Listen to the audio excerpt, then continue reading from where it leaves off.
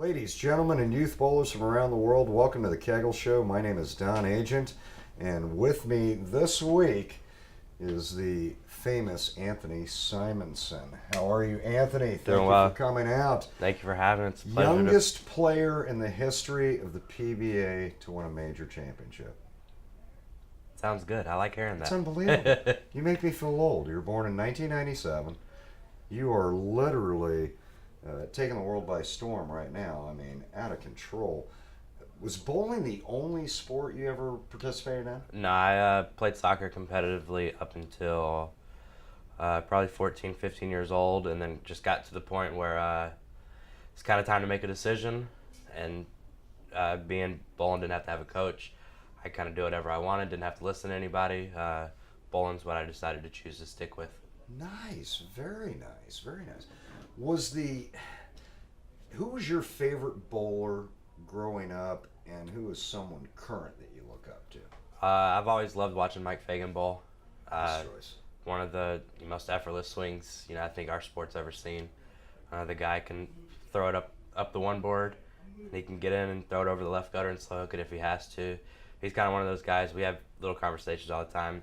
Who are people you could sit and watch bowl for 24 hours straight? And Mike Fagan is definitely one of those guys that could do that. Wow. Now, is he current and a past one?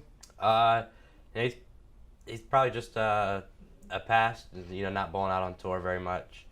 There's so many guys to watch, the best in the world doing it. So, there's a lot of guys out on tour that I'm very impressed by.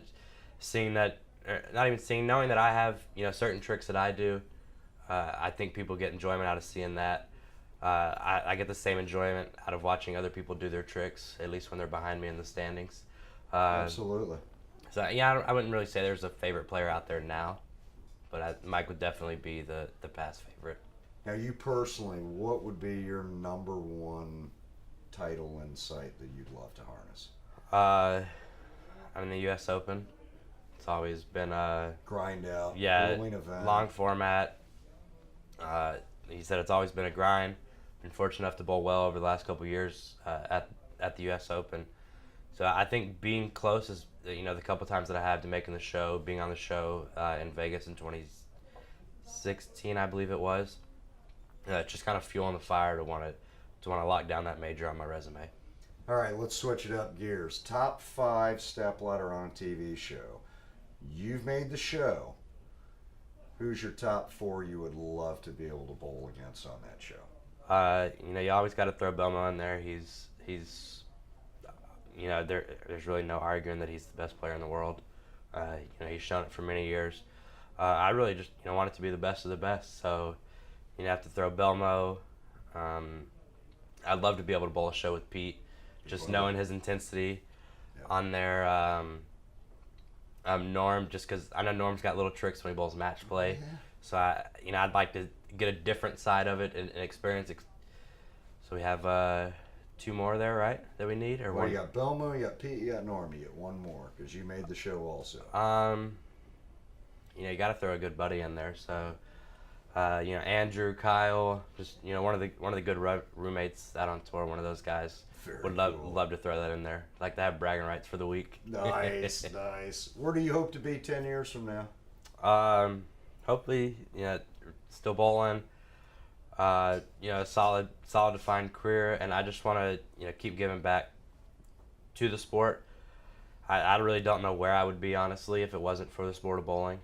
What kind of situation I would be in. So, anytime I get to get around the juniors, I just always try to give back. So I just want to be one of the role models that everybody looks up to. And I'll tell you what, the audience may not be aware of this, but we actually see each other more on the business side because you're out on the trade show runs a lot of times, and you make a lot of appearances, and I think that's wonderful that you do take the time to do that, to give back to the sport.